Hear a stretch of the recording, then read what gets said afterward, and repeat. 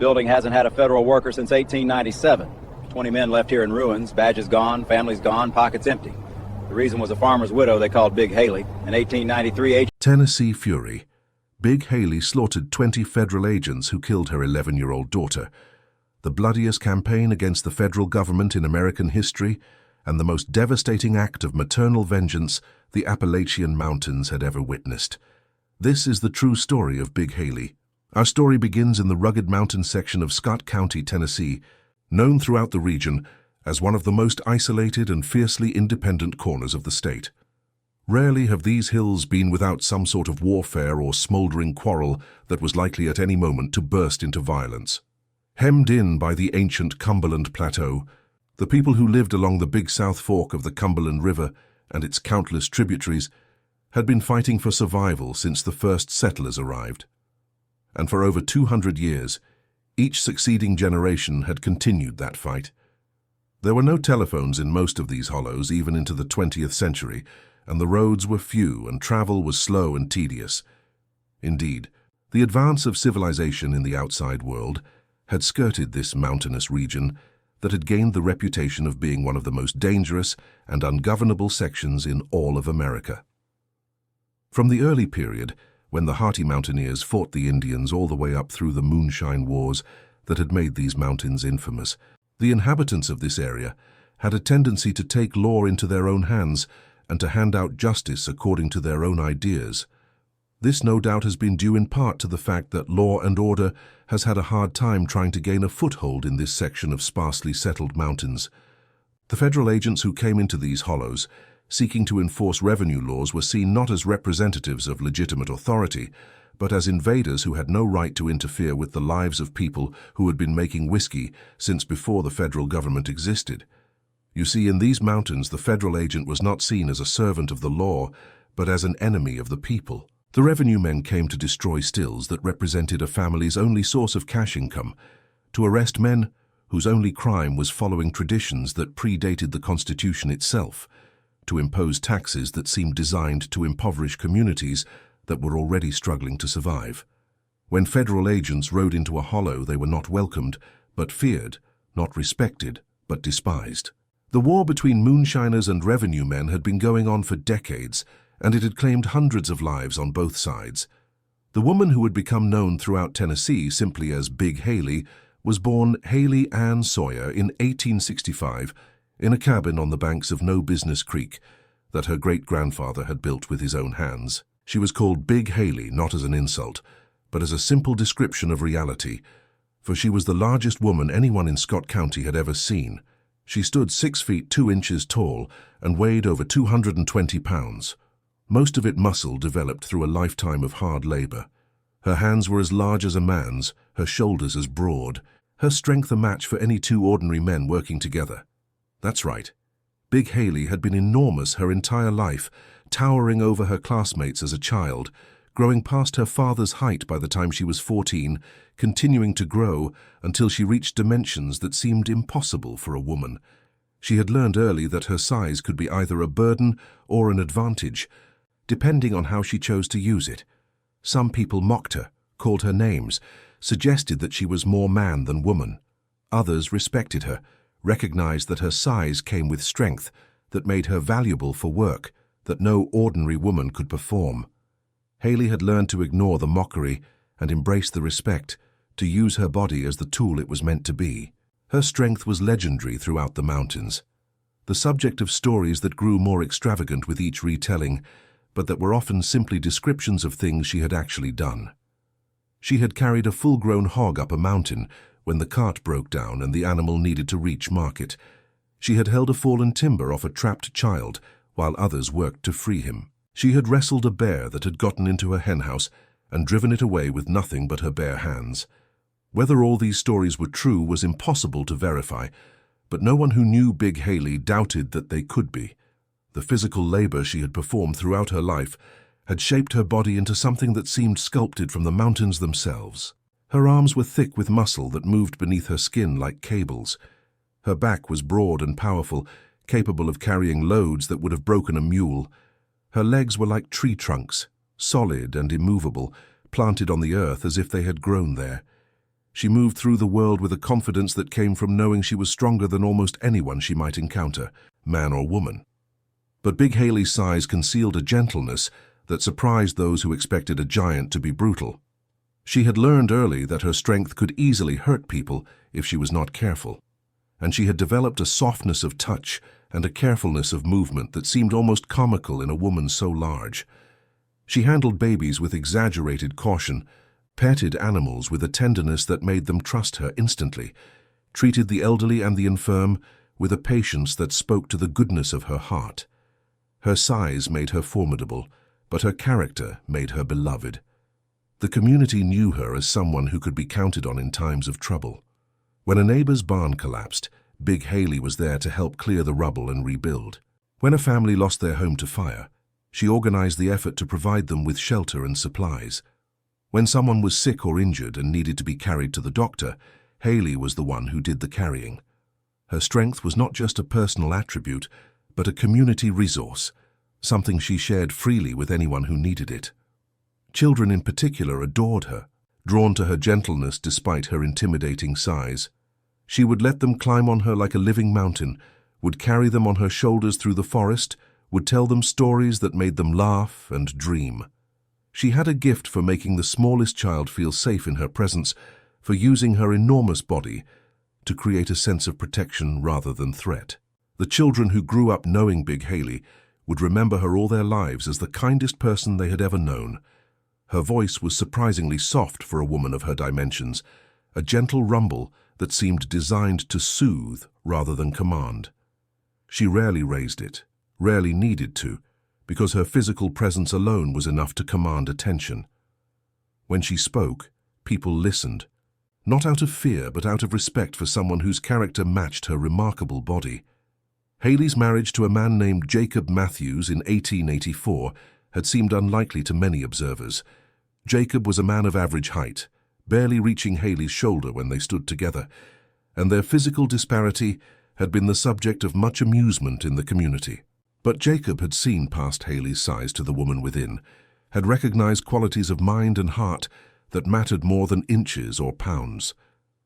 Their marriage was built on love and mutual respect, a partnership in which each contributed according to their strengths. Jacob was a farmer and moonshiner, working a small still that produced whiskey for sale throughout the region. The operation was modest by mountain standards, producing enough to supplement the farm's income without attracting too much attention from the federal authorities. Haley helped with every aspect of the business, her strength making possible tasks that would have required hired help for any other family. Together they had built a life that was comfortable by mountain standards, a homestead that provided everything they needed. The children came steadily through the late 1880s and 1890s, 5 of them in all, 4 sons and a daughter. The sons grew tall, inheriting some of their mother's size, becoming strong young men who helped with the farm and the still. The daughter was different. Martha was born in 1895 as the youngest of the Matthews children, and she was small and delicate in ways that seemed almost impossible given her mother's dimensions.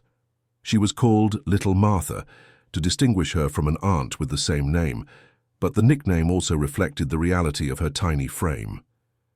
Martha had inherited none of her mother's size, standing barely 4 feet tall at the age of 11, weighing perhaps 60 pounds. She was small even by the standards of mountain children, who were often undersized due to the hardships of their lives. Doctors who examined her suggested that something had gone wrong during her development, that she might never grow to normal size, that she would always be the smallest person in any room she entered. Her brothers towered over her. Her mother loomed like a mountain, but Martha's spirit was as large as any of theirs. By 1906, Martha Matthews was 11 years old and the light of her family's life. Despite her small size, she was fierce and determined, refusing to let her physical limitations define her. She helped with chores that were suited to her abilities, tended the garden, fed the chickens, did whatever she could to contribute to the family's welfare. She had her mother's stubbornness and her father's quick mind, a combination that made her formidable despite her tiny frame. Everyone who knew her predicted that she would accomplish great things when she grew up, that her spirit would carry her far beyond the limitations of her body. The Matthews family's involvement in the moonshine trade had made them targets of the Federal Revenue Service.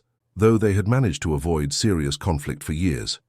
Jacob operated his still carefully, sold his whiskey discreetly, maintained relationships with local officials who looked the other way in exchange for modest considerations.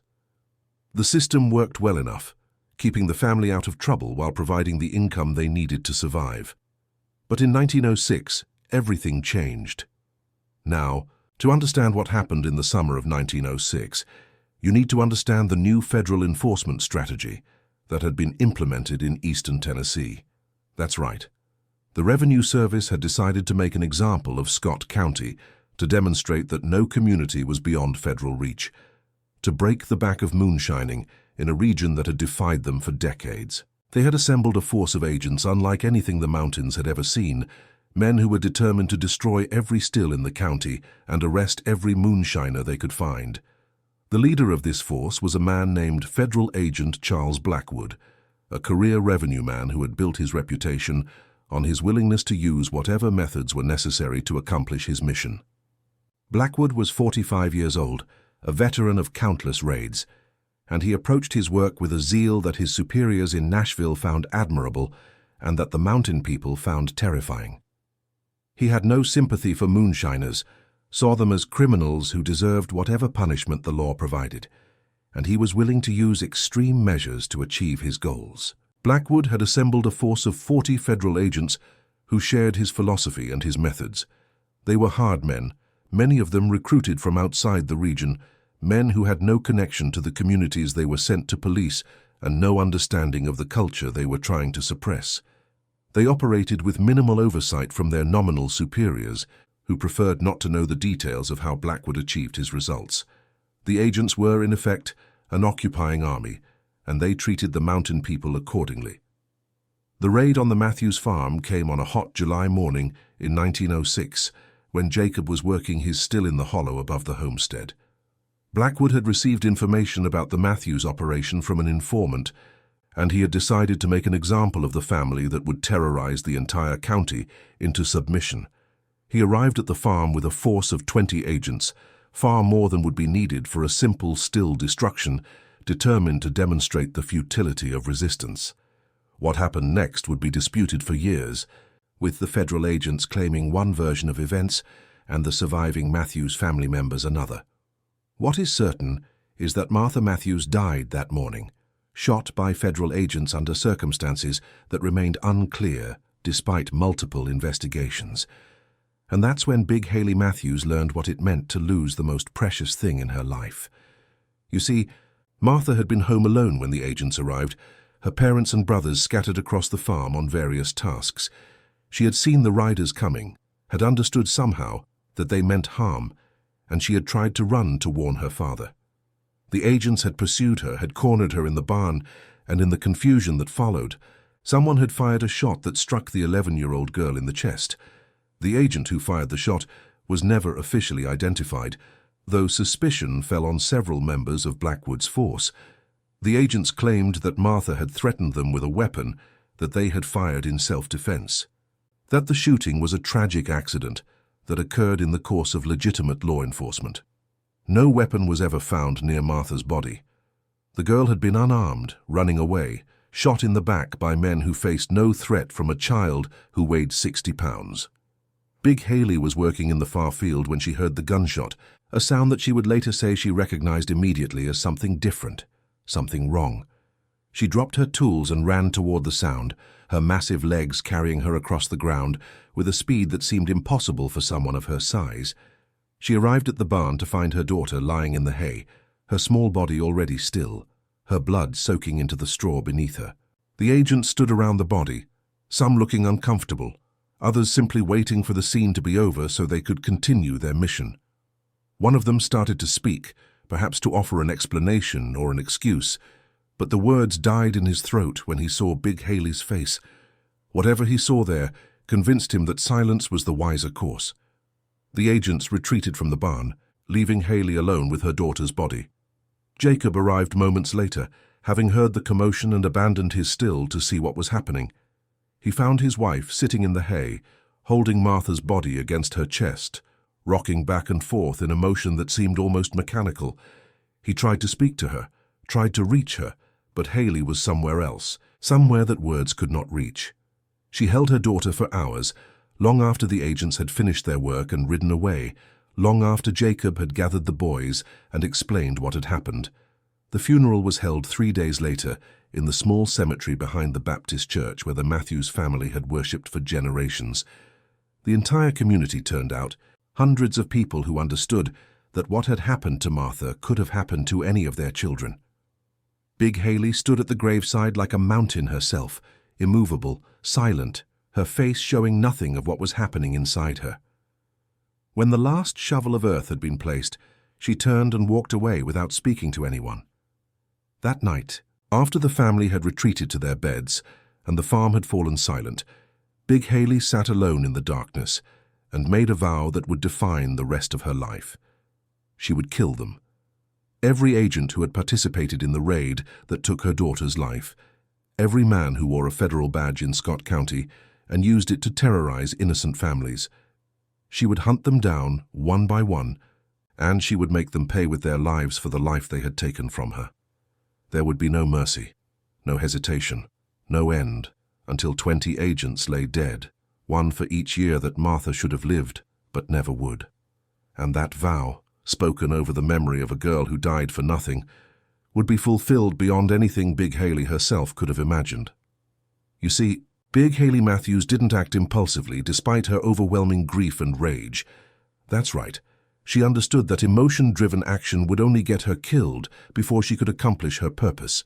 Instead, she spent the weeks following Martha's funeral preparing for a campaign that would require every ounce of strength and determination she possessed. Her size and her strength would be her primary weapons, but she would need more than physical power to defeat 40 federal agents and their network of informants.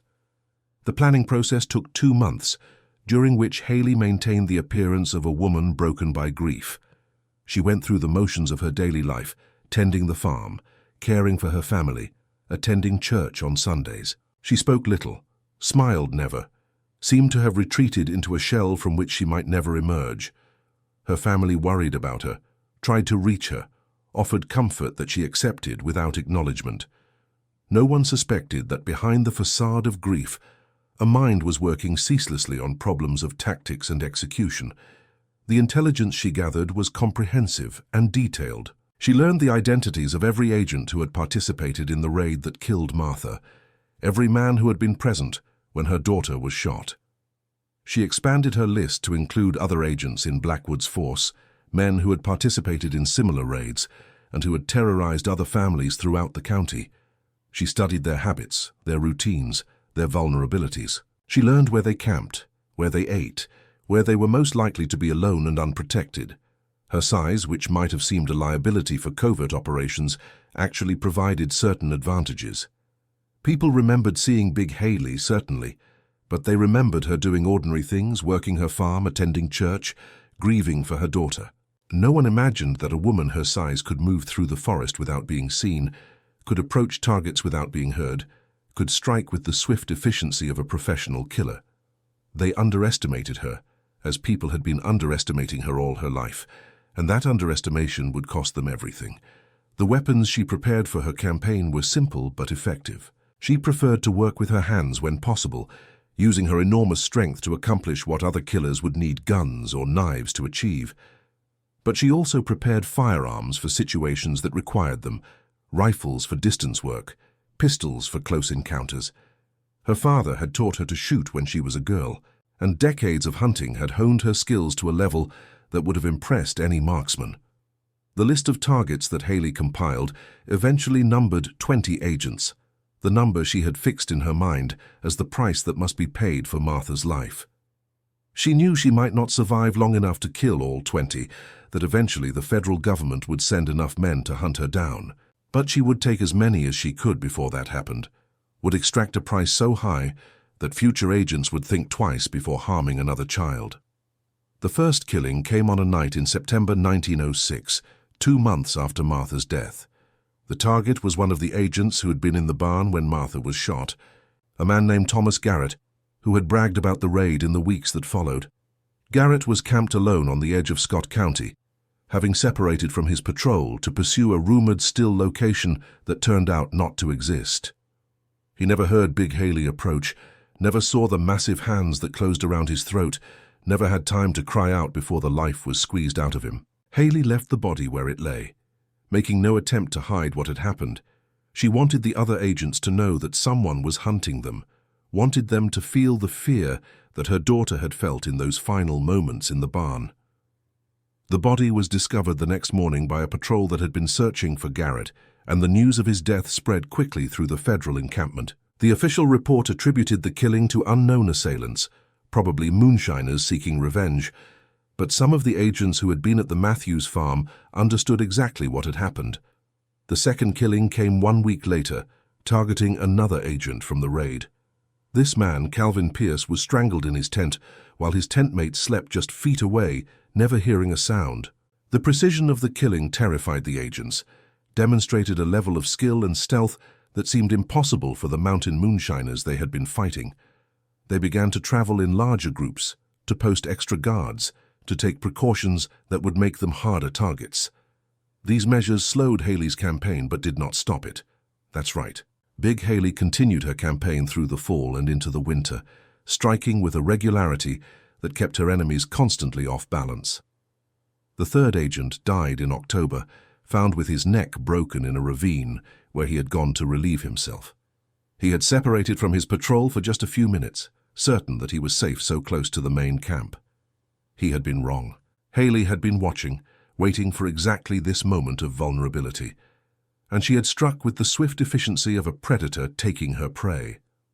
The fourth died in November, beaten to death in a manner that suggested enormous strength had been applied. The medical examiner who examined the body reported that the injuries were consistent with being struck repeatedly by something like a tree trunk or a boulder. He could not imagine that a human being could have inflicted such damage with bare hands. But those who knew about Big Haley understood exactly what had happened. The fifth died in December, strangled like the first two, left where he would be found by his comrades. This agent had been one of the men in the barn when Martha was shot, and Haley had saved him for a time when she could take her time, when she could ensure that he understood why he was dying. She wanted him to know, wanted him to feel the terror that Martha must have felt in those final moments. Whether she achieved this was impossible to know, but the expression on the dead man's face suggested that his final moments had not been peaceful. The federal encampment became a place of fear during those months. Agents who had once swaggered through the mountains now jumped at shadows, saw threats in every movement, understood that death might come for them at any moment. They stopped patrolling alone, stopped venturing far from the main camp, stopped doing the work they had been sent to do. The moonshine stills that had been their targets operated unmolested, protected by the terror that Haley had created.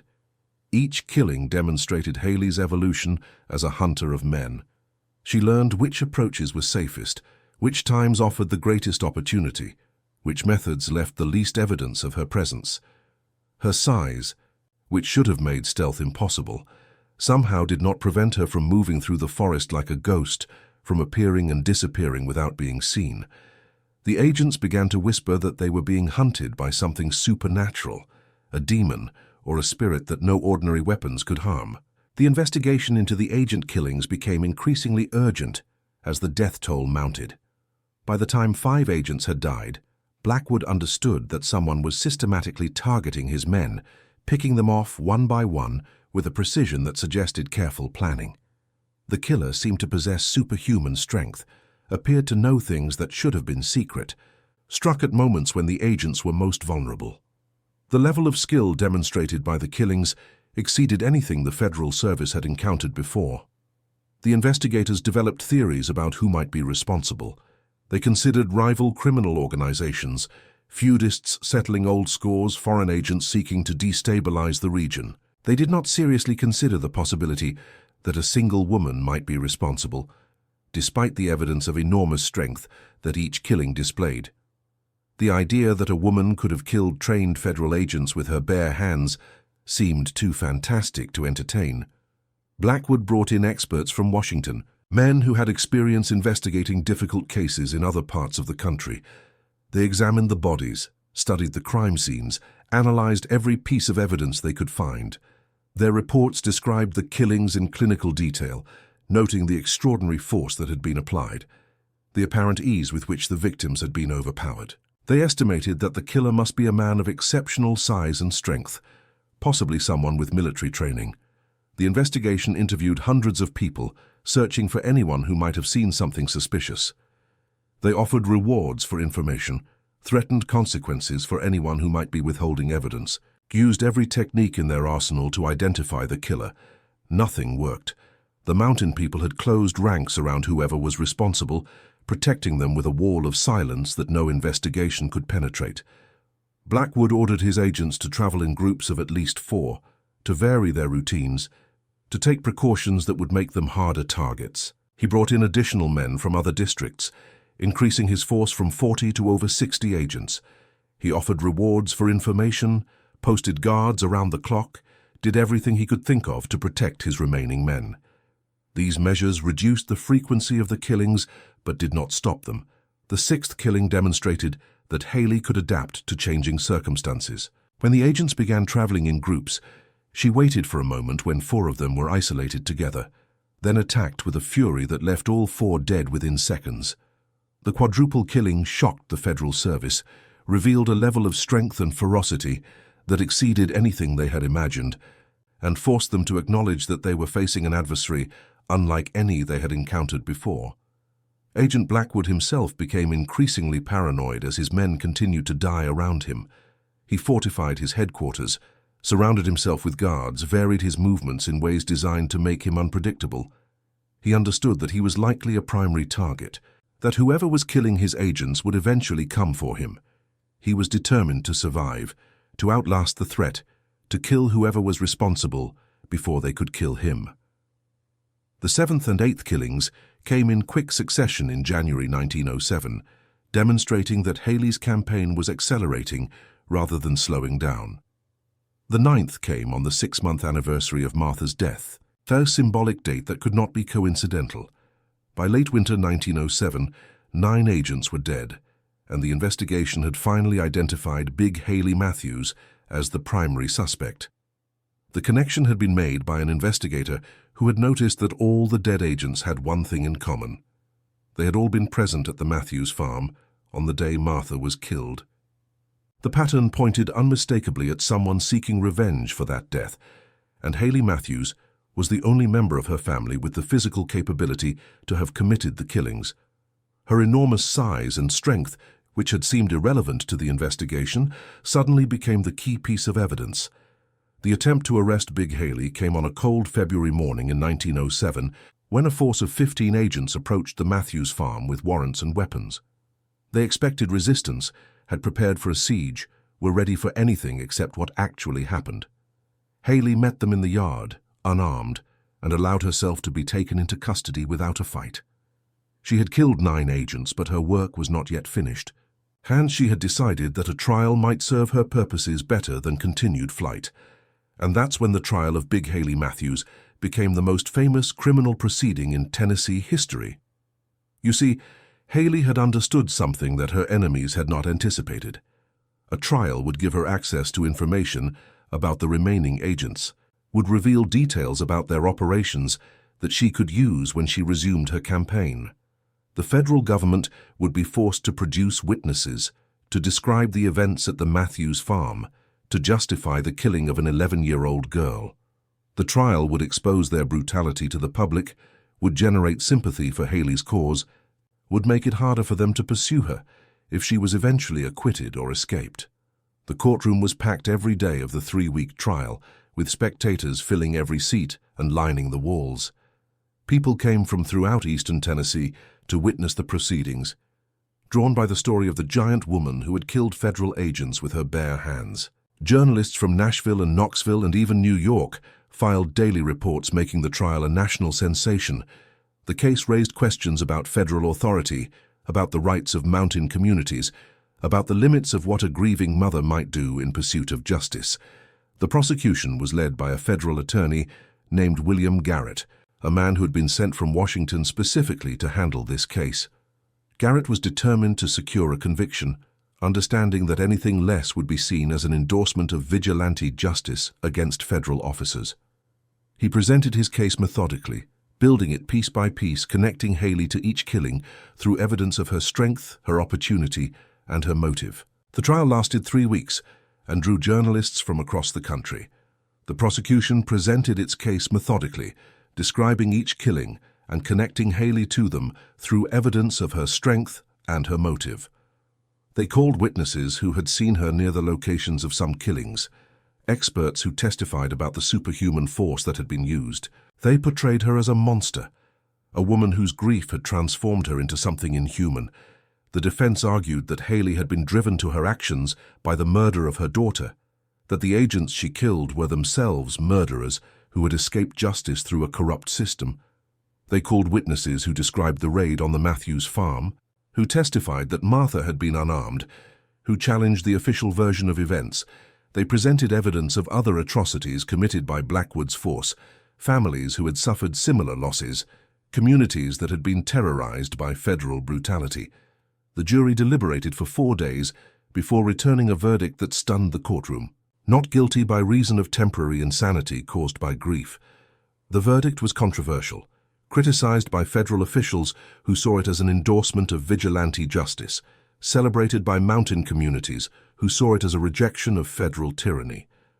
Haley was committed to a state mental institution for evaluation, with the understanding that she would be released if doctors determined she was no longer a threat to herself or others.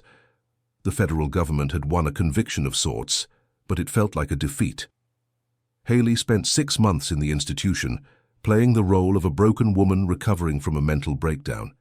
She was cooperative, compliant, showed all the signs of someone who had been cured of whatever madness had possessed her. The doctors who evaluated her saw what she wanted them to see, a grieving mother who had temporarily lost her mind and who was now ready to return to normal life. They recommended her release, and in August 1907, Big Haley Matthews walked out of the institution a free woman. And then she resumed her campaign. The 10th agent died 3 weeks after Haley's release, strangled in a manner that exactly matched the earlier killings. The Federal Service understood immediately what had happened, realized that the trial and the institution had been nothing but a pause, that Haley was continuing the work she had started. They issued warrants for her arrest, sent agents to find her, devoted every resource they had to capturing her before she could kill again. But Haley had disappeared into the mountains she knew better than any federal agent ever could. She had prepared hideouts during the months before her arrest, had stocked them with supplies and weapons, had created a network of refuges that would allow her to continue her campaign indefinitely. Her family and her community supported her, provided food and intelligence, warned her when agents were approaching. She had become a ghost, a legend, a symbol of resistance that the federal government could not destroy.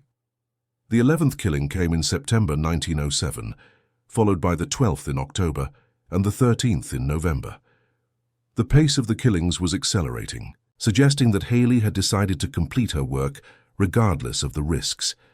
Each death brought more agents into the county, more resources devoted to the hunt, more pressure on a community that was growing tired of the conflict. But no one betrayed Haley. No one revealed her hiding places. No one helped the federal government find the woman who had become a hero to the mountain people. The 14th and 15th killings came in quick succession in December 1907, reducing Blackwood's remaining force to a fraction of its original strength. Agents who had once eagerly pursued moonshiners now refused to patrol alone, refused to venture into areas where Haley might be waiting, refused to do the job they had been sent to do. The federal enforcement campaign in Scott County had effectively collapsed, destroyed not by organized resistance but by the patient vengeance of a single woman. The 16th killing came on the first anniversary of Martha's death, July 1908. Haley had saved this date for a special target, one of the agents who had been in the barn when her daughter was shot.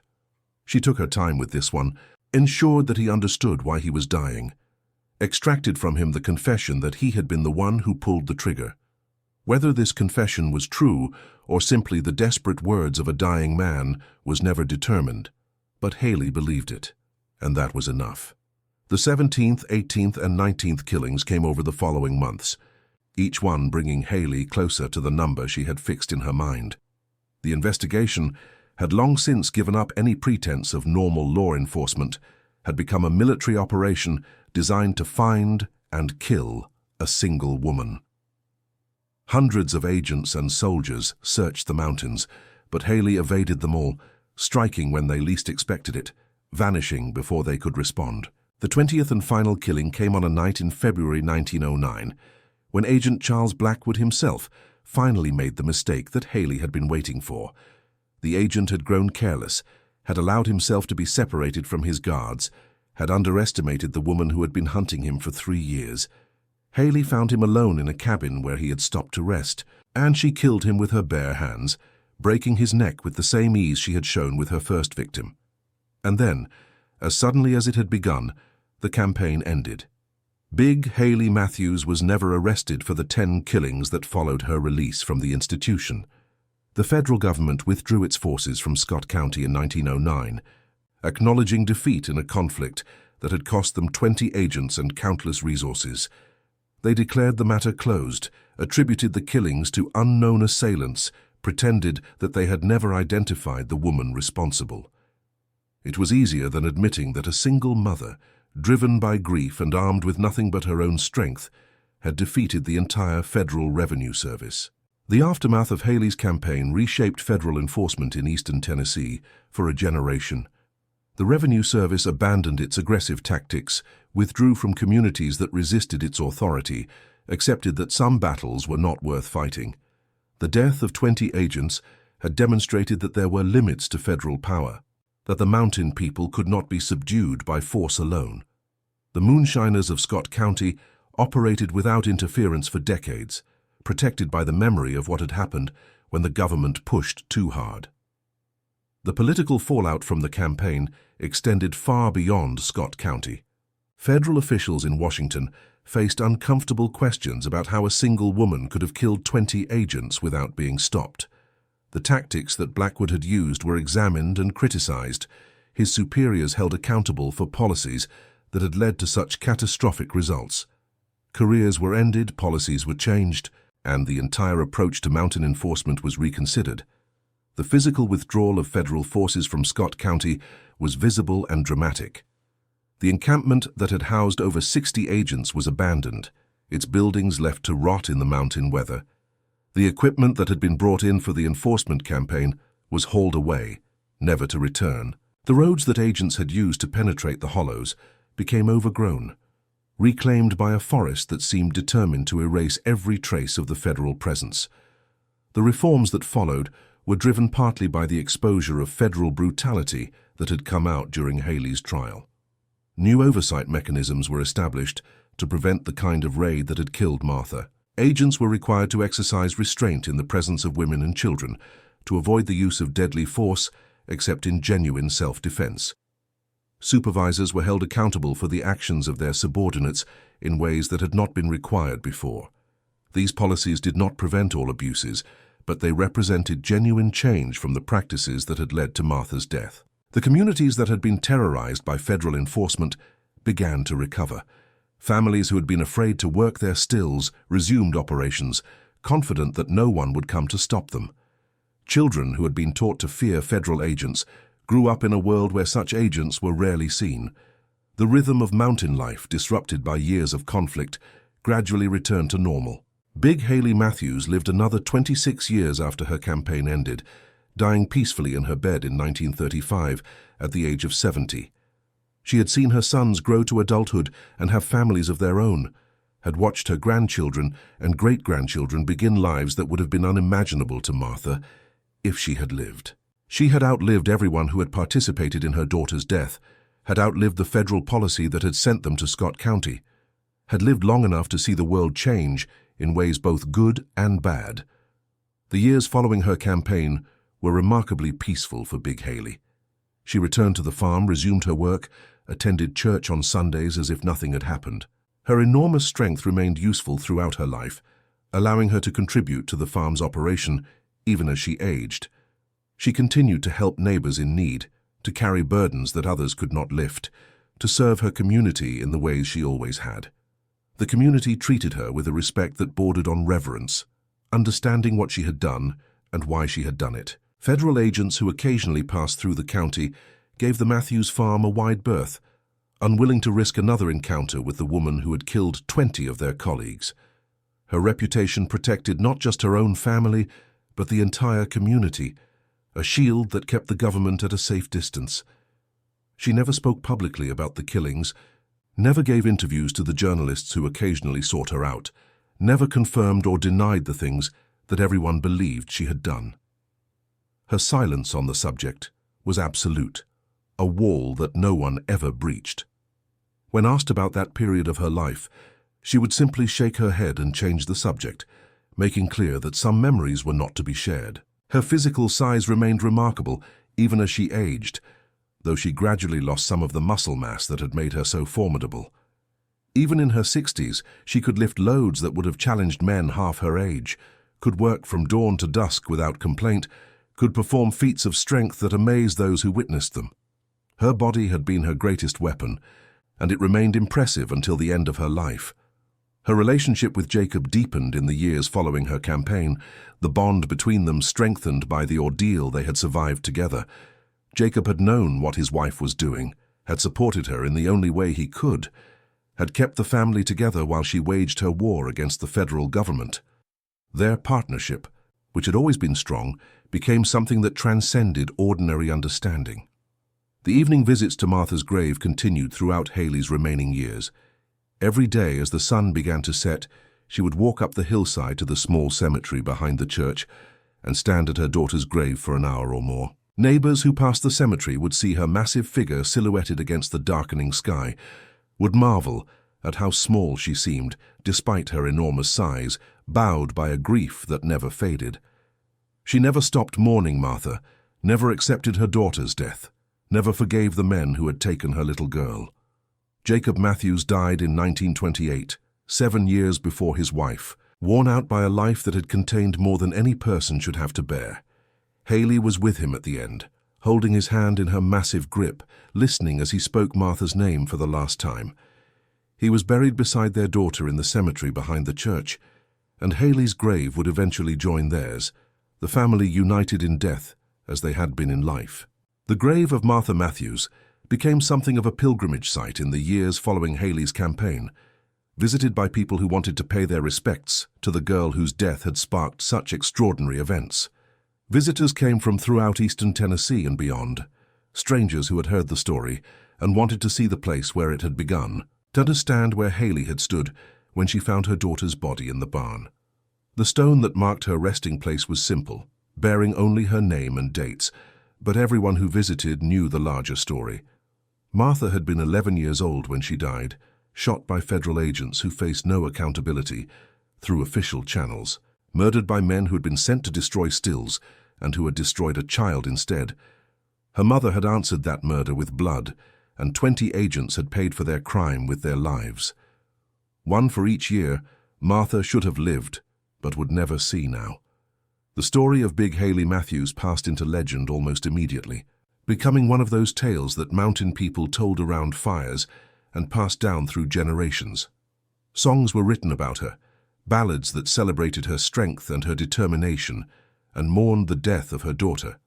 Some portrayed her as a hero who had defended her community against federal tyranny. Others painted her as a dangerous killer who had taken the law into her own hands. The truth, as always, was more complicated than any simple narrative could capture. The songs that emerged from the Big Haley story varied widely in their approach and message. Some were straightforward ballads that recounted the events in chronological order, beginning with Martha's death and ending with the 20th killing. These songs celebrated Haley's strength, described her superhuman feats, portrayed her as a force of nature that no ordinary men could stop. They named the agents she had killed, described the circumstances of each death, provided a kind of accounting that the legal system had never required. Others focused on the relationship between mother and daughter, imagining the conversations they had shared, the dreams Martha had for her future, the love that had transformed into something terrible when it was violated. These songs were more sentimental, designed to move audiences to tears rather than to celebrate violence. They captured the grief that had driven Haley to her actions, the emptiness that remained even after 20 agents lay dead. One popular ballad described the contrast between Big Haley and Little Martha, the giant mother and her tiny daughter, the protector and the protected. The song imagined their daily life together, Martha climbing on her mother's shoulders to pick apples, Haley carrying her daughter across streams too deep for little legs to ford. It painted a picture of a relationship that was both ordinary and extraordinary, a bond between mother and child that transcended their physical differences. Another song focused on the institutional stay, describing how Haley had fooled the doctors, had pretended to be cured while planning her return to the campaign. The song portrayed her as cleverer than her enemies, able to manipulate the system even as the system tried to contain her. It celebrated the mountain tradition of outwitting authorities, of using the government's own procedures against it. One popular ballad described the moment when Haley found Martha's body in the barn, painting a vivid picture of the giant woman cradling her tiny daughter, of grief too large for even her enormous frame to contain. The song captured the transformation that occurred in that moment, the death of the gentle giant and the birth of something else entirely. It became one of the most requested songs at mountain gatherings, sung by voices that cracked with emotion at verses describing a mother's loss. Another song focused on the hunt for Blackwood, describing how Haley had tracked him for 3 years, waiting for the moment when he would be vulnerable. The song portrayed the final confrontation as an almost mythical battle, the giant woman facing the man who had ordered the raid that killed her daughter. It captured the terror Blackwood must have felt in those final moments, knowing that the woman he had wronged was about to extract payment for that wrong. The most famous of these songs, known as Big Haley's Reckoning, was composed in 1912 by a musician who claimed to have met Haley during the years of her campaign. The song was over 20 verses long, telling the complete story with detail that suggested inside knowledge. It has been sung in these mountains for over a century, passed from generation to generation, preserved in recordings and in the memories of singers who learned it from their parents and grandparents. Historians who have studied the Big Haley case have reached varying conclusions about its significance and its meaning. Some have analyzed it as an example of community resistance to federal authority, part of a long tradition of mountain people refusing to accept the legitimacy of laws imposed from outside their communities. Others have focused on the personal dimensions of the story, seeing in Haley's campaign a mother's grief transformed into something that transcended individual loss and became a force that changed history. Still others have examined the tactical aspects, marveling at how a single woman could defeat an entire federal force through patience and determination and sheer physical power. Military historians have studied Haley's methods, noting how she adapted to changing circumstances, how she exploited the weaknesses in her enemy's defenses, how she maintained the initiative throughout her campaign. Her use of terrain, her patience, her ability to strike and then disappear, all demonstrate a tactical sophistication that seems remarkable for someone with no formal training. Some have suggested that her years of hunting provided the skills she needed, that tracking federal agents was not so different from tracking deer or bear. You see, what Big Haley Matthews did cannot be justified by any conventional legal framework. She killed 20 men. Most of them attacked without warning, without any opportunity to surrender or defend themselves. The fact that her victims were federal agents who had participated in questionable operations does not eliminate the fact that she acted as judge, jury, and executioner, taking lives that were not hers to take. Any society that hopes to maintain order must condemn vigilante killing, regardless of the grievances that motivate it. And yet her story cannot be simply condemned, reduced to a tale of criminality that teaches only the obvious lesson that murder is wrong. She was a mother whose 11-year-old daughter had been shot down by men who faced no accountability through official channels. The system that should have protected Martha had instead killed her. The courts that should have punished her killers had instead protected them. There was no legitimate avenue for redress, no institution that would hold the murderers accountable. What options did Haley have? What would any mother do when faced with such impossible loss and such complete absence of legitimate justice? Her story challenges us to consider the relationship between law and justice, between what is legal and what is right. The shooting of Martha Matthews was ruled acceptable, processed through procedures that protected the agents who had killed her. But it was not just, it was murder, plain and simple, committed by men who used their authority to kill a child without consequence. Big Haley Matthews created accountability where none existed, demonstrated that federal power had limits, and forced changes that benefited everyone who lived under revenue enforcement. The specific circumstances that produced the Big Haley story have changed in the decades since those killings occurred.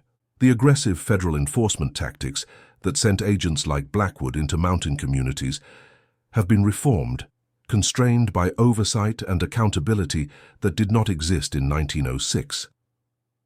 The possibility of an 11-year-old girl being shot by federal agents and her killers facing no consequences seems unthinkable today. But it was not unthinkable in 1906, and the story of Martha Matthews stands as a reminder of what can happen when law enforcement operates without adequate supervision. But the underlying questions that Haley's story raises have not disappeared entirely.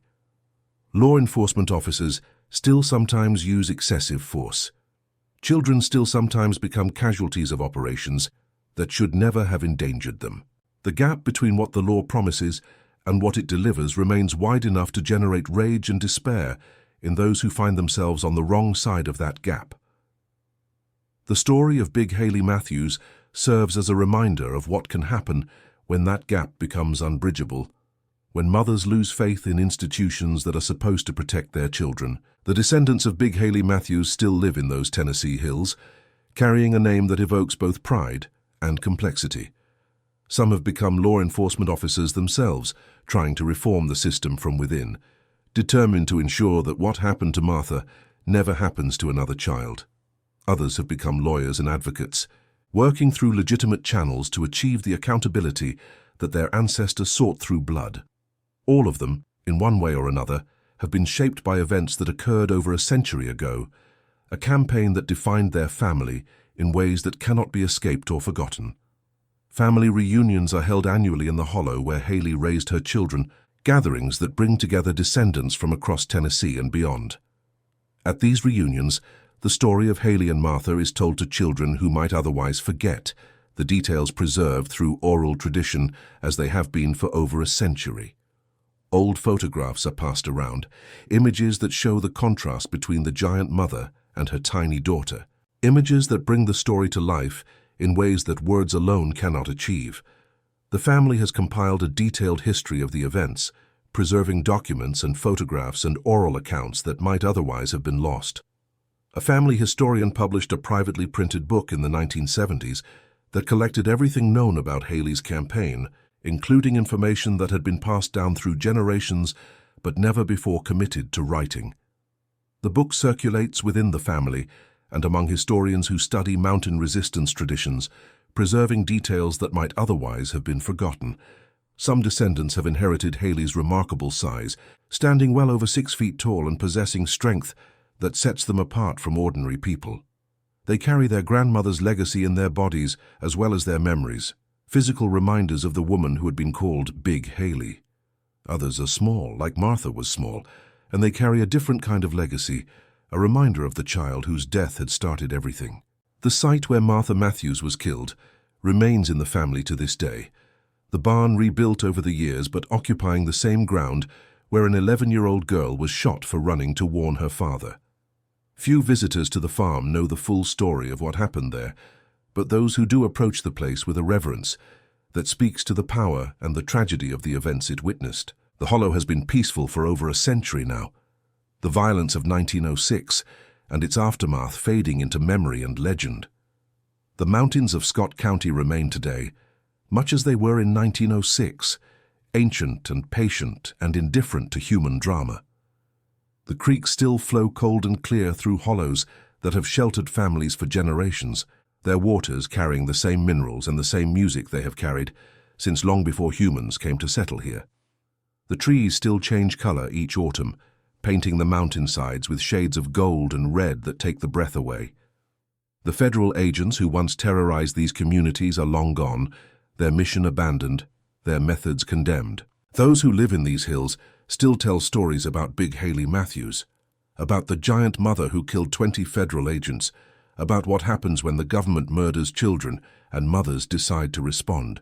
The story is told at family gatherings and community events, passed from elders to children, preserved in the collective memory of a people who have always valued their independence and their right to respond to injustice in their own way. Visitors sometimes ask about Big Haley, having heard the songs or read the histories that mention her name. They are directed to the cemetery on the hillside, to the graves of Haley and Martha and Jacob, to the place where the story can be felt as well as heard. The contrast between the grave markers tells the story in miniature. Haley's stone is large, befitting a woman of her dimensions, solid and substantial, like the woman it commemorates. Martha's is small, a child's marker for a child who never had the chance to grow. They lie side by side, the giant mother and the tiny daughter. United in death as they were in life, their fates intertwined in ways that transcend ordinary understanding. The story of Big Haley Matthews endures because it speaks to something fundamental in the human experience. It is the story of maternal love and what that love becomes when it is violated by unspeakable cruelty. When a mother's instinct to protect is transformed into something dark and terrible and unstoppable. It is the story of strength and patience, of rage contained, until it could be released with devastating effect upon those who had earned it through their own brutality. It is the story of power and its illusions, of systems that seem unbreakable until someone finds the courage and the strength to break them apart completely. It is, finally, a story without easy answers, a tale that resists simple judgments and invites reflection on questions that have no comfortable resolution. What about you, my friend? Would you make that journey to stand where Big Haley stood, to see the hollow where she lived, and the hillside where she and Martha rest together for all eternity? Would you walk the paths she walked, breathe the same mountain air, feel the same wind that has blown through these hills since before humans came to settle here? The journey is not easy. The roads are narrow and winding, treacherous in places, and the hollow where the Matthews homestead stood is difficult to access without a guide who knows the way. But those who make the effort say it is worth it, that standing in that place and knowing that terrible history brings something into focus that cannot be captured in words or photographs alone. The mountains keep their secrets well, holding the memory of Big Haley close like they hold the morning mist and the evening shadows, and the countless other stories of those who have lived and died among these ancient and eternal and watching peaks. Her story will continue to be told as long as people remember what happened in Scott County in those terrible and bloody years, as long as mothers love their children with a ferocity that defies reason, as long as systems fail and people find their own ways to respond. She is gone now, dust mingling with the earth of the hollow she loved and defended with everything she had and everything she was, but what she did and what was done to her family echoes still through time and will continue to echo for generations yet to come. The giant woman who loved her tiny daughter with all her enormous heart, who killed 20 men to avenge her death, who became a legend that will never be forgotten, remains a presence in these mountains even now, a century after she walked these paths. And that, my friend, is the true story of Big Haley Matthews, the Tennessee Fury, who slaughtered 20 federal agents after they killed her 11-year-old daughter Martha in the barn behind their home on a summer morning that should have been like any other. A story of love and loss, of blood and fury, of a mother's vengeance, of justice found at last where the law could not and would not provide it. The mountains remember her strength and her sorrow, her patience and her terrible righteous fury, and through them so do we all now and forever.